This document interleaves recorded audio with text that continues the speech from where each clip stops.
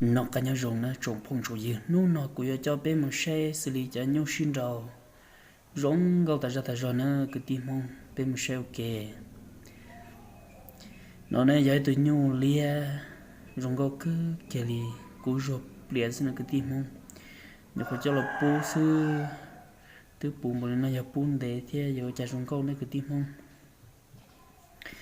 rong gạo cứ kể li nó không nè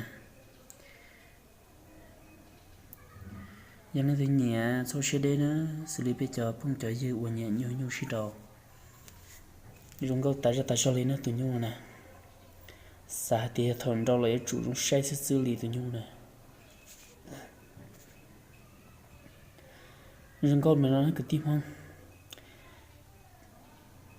lúc chế nhau lo xuyên chùa để ta lon đằng rong gạo cứ kia nè từ từ là rong gạo đó đá là rong gạo cứ kia nè nhưng rong rong một nó xã tiền đồng chơi nhưng chủ lo dễ sư sư gì nè chia ta tụi nó sư trở chuối tụi nhau bọn đảo luôn con nào của cho biết một sai xe họ rong gạo lấy trả thia nó giải tụi nhỏ nhu rong gạo cứ kia li cú rong cứ kia li thia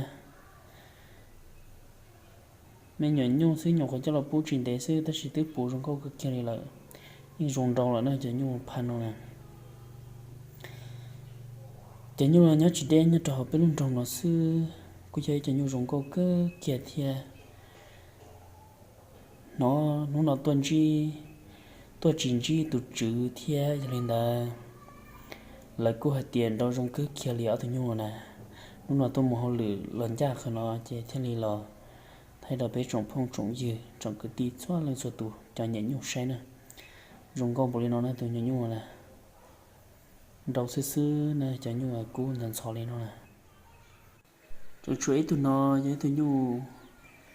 lia nè lia tao hồi đó mà dùng câu cứ kia li cú lia plong sư cho nhung nó hay tiếng nhau rồi nó cũng chén đầu nhiều cơ lại thia rồi khỏi giải thích nhung lo thia nhung những bao cú thì chỉ là cho nhung là đi là chỉ cả cho rồi nữa cú rồi nó sư ta chỉ mà cho nên chỉ rong là chỉ những chủ rong sang cái tim không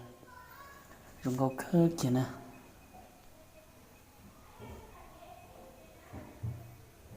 nó ít tụi nó thia nhá trâu ok nó thế giờ tôi nhu cú rong cứ kia li tôi nhu cú chờ nó nhu lia cú chờ cú tì cơ rong có cứ kia li cú đun dia sư tôi nhu nó là tuôn đầu gió nhẹ là sư này là hay nè cho nhớ hồi rồi là chúng ta cả trò là cho nên là thế tu xe có lên đầu gió nhẹ là sư rong có cứ kia li nó sẽ đại tôi chính trị tu trừ li nè trừ là phải té là chỉ rong có cứ kia li giờ lên thì nhẹ sau xe đen nữa cho phong cho dư cho cứ tít xoa lên sụt tù nhà tôi nhung rong câu cá kia nè nhung cứ tì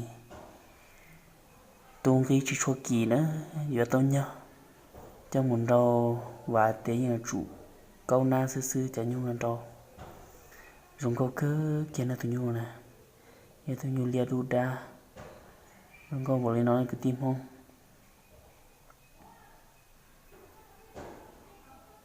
rong câu ta ra đi đó tự nhiên là Selin nó có giờ tự nhiên rong câu cứ kia nó cái tim không ta tỏ một sai nhưng là xong là kể nó bên in gì itu cái ti nó cứ cha nó tự nhiên tua ở cầm lăng cái tao kể thế nhà nào thế tao thay được bé cho phong cho dư cho vào nhà nhu sinh rồi bé sẽ được sen nè giờ tự nhiên rong câu tiêu tiêu cũng mà giật dìa xí nè giờ thì giờ chúa sẽ lên trâu nó chả nhu nè rong câu cứ kia nó tự nhu nè cố tua tao hậu tiệt tiệt lên nó tự nhu nè nhân tự nhu cho rong câu tạt ta lên nữa cái tim không Selin nó có giờ tự nhu đu rong câu cứ kia nè nó là tiề mỗi thứ nhung nhung là nó yo sam mua nó cỡ tôi sẽ bận nhẹ thiê giờ tôi nhung rong câu cực kia nó cực tim không giờ tôi nhẹ nông của tôi nữa tôi nhung rồi giờ tôi nhung chờ cứ kia đi để xem mà tôi chưa nó ở lửa thế chè nó chỉ là chúng mới rau bố chỉ chuột tàu thiê hiện tại thì sẽ cho tới hiện tại cho phong cho dương lên từ hành nhẹ trâu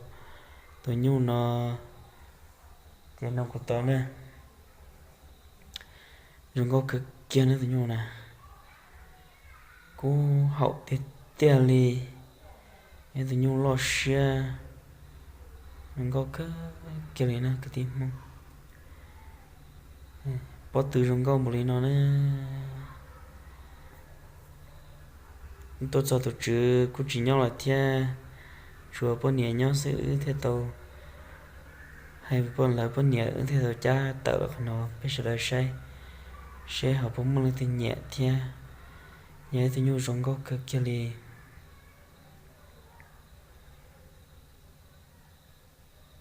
cố hậu tại sao lên nó cái tim không xa tiền đâu là chỉ trúng ca sư tự nhiên nó nhưng khi một bó vật trong ca lo nữa rồi có cái kia đi lo xe nhà ta rồi nó tự nhiên là nhưng tự nhẹ thôi sẽ đến nó cô sinh hoạt tao nữa cô cho nên một giờ để cho nên một sai nó cái tim không